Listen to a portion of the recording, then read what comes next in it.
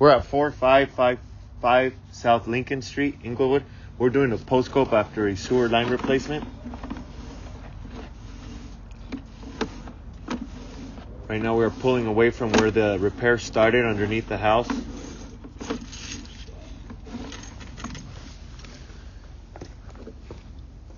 And now we are going to the city portion of the sewer.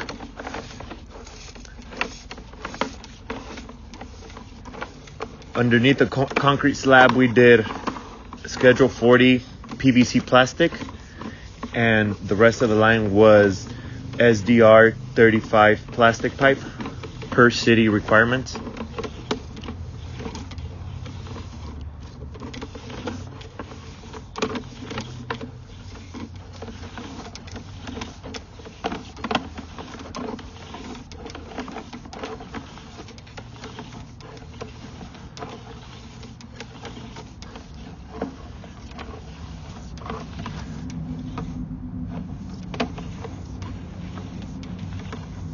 And now we are in the city.